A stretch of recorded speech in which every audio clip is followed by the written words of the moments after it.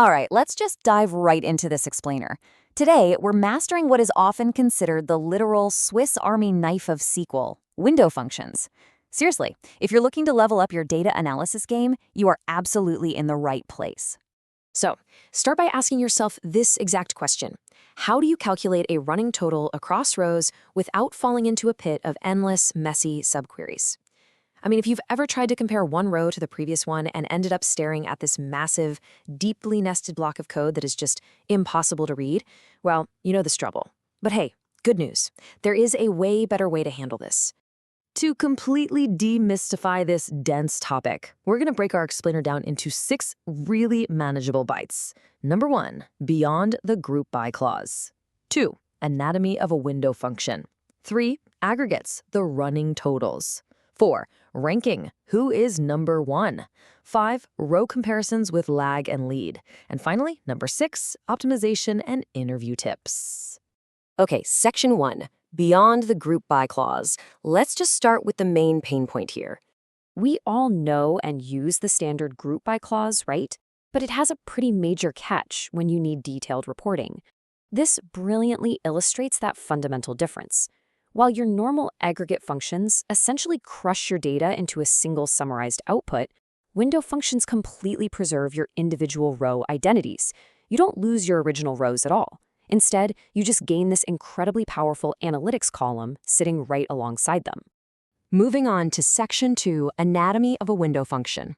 Let's see how this all builds together and look at what actually makes these things tick under the hood. The real special sauce here is the over clause, and it deploys 3 main tools. First up, partition by, which is essentially your mini group maker. It divides your result set into partitions. Second, order by, acting as the sequencer. It determines exactly how rows line up within that specific partition. And finally, the frame clause, which defines a very specific subset of rows to operate on, processing them sequentially. Actually, a great mental model to keep in your back pocket is this. Partition is the who or what, and order is the when or how. Section 3, aggregates, the running totals. Now we're going to see how our old familiar tools, things like sum and AVG, behave within this brand new structure. By wrapping a basic SUM function with over, you stop just getting a boring grand total, and you start generating a highly dynamic running total. You are mechanically telling the database to calculate that sum over a specific ordered window of your data.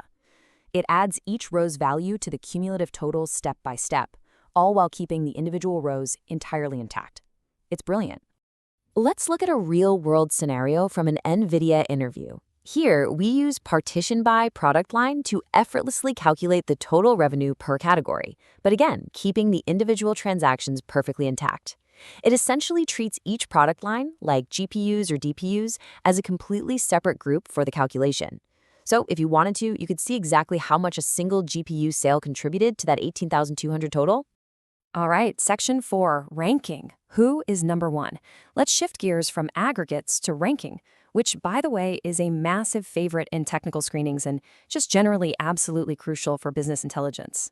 Now, while Entile is fantastic for rapid customer segmentation, like dropping your top spenders into quartiles using Entile 4, the real tricky distinction in ranking comes into play when you start dealing with ties.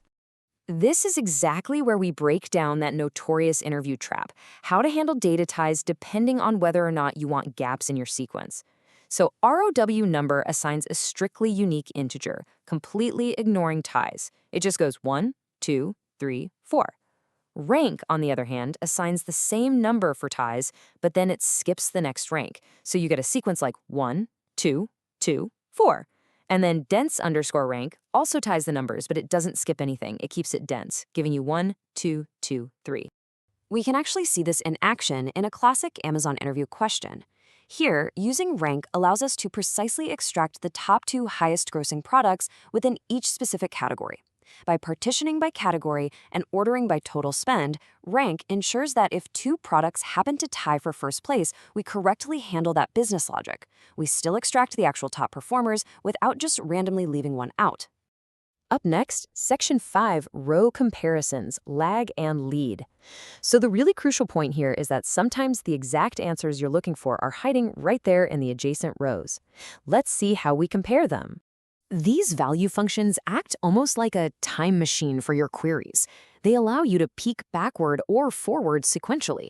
Traditionally, trying to compare a row to the one right before it required a super complex, heavily resource-draining self-join. But with lag and lead, it's literally incredibly simple. Take this Uber example. To calculate the delay between a user's first and second ride, lag perfectly aligns that previous ride date right next to the current one, exactly on the same row. And once that previous date is parked right next to the current date, finding the difference between the two is just a matter of super basic subtraction.